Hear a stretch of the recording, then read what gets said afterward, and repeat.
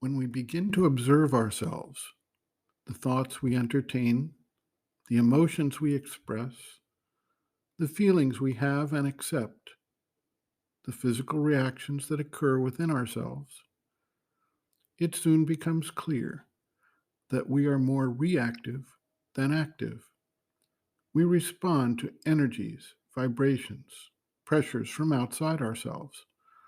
We are conditioned, educated, and manipulated through external stimuli, social media, advertising campaigns, and social pressures to think a certain way, to believe certain things, to respond in approved ways.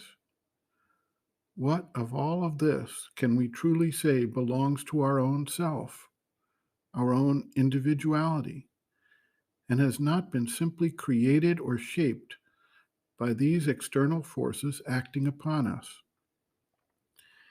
Even this shaping pressure does not build a totally constant and consistent individuality. We tend to change our reactions based on the situations we face. Even if we have a generally consistent personality complex, this too is dependent on the fluctuation of the gunas, as well as differences of time and circumstance, so that what we consider to be our normal mode of response may undergo a radical alteration when we are confronted with some new force acting upon us. We take on the appearance of a radio receiver that changes its station based on whatever the loudest signal from outside happens to be at the moment. The underlying issue is that the mind life body complex that makes up what we consider to be our personality, our ego personality, if you will, is not a fixed formation and does not, in the end, constitute our true selves. The famous dictum, know thyself, is intended to take us deeper than the surface personality. Just as Ramana Maharshi's famous question, who am I, is meant to take us beyond the shape of the ego that we represent normally as ourselves in the world.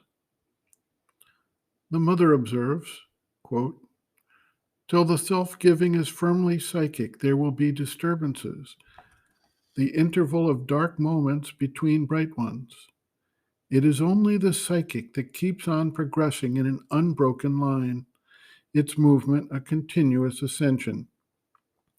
All other movements are broken and discontinuous, and it is not till the psychic is felt as yourself that you can be an individual even, for it is the true self in you.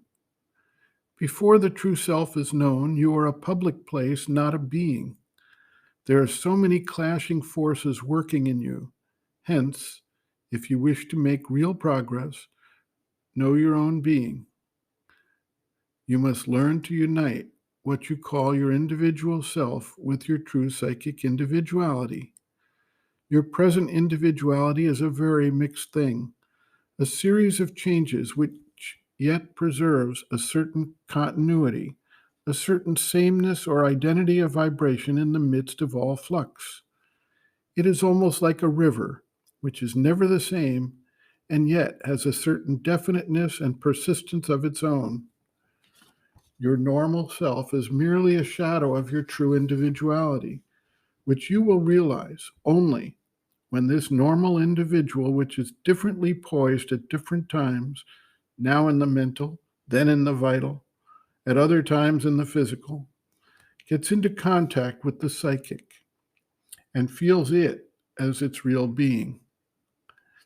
Then you will be one. Nothing will shake or disturb you. You will make steady and lasting progress. End quote. Reference Sri Aurobindo and the Mother, Growing Within, The Psychology of Inner Development, Chapter 8, The Psychic Being and Inner Growth, page 162.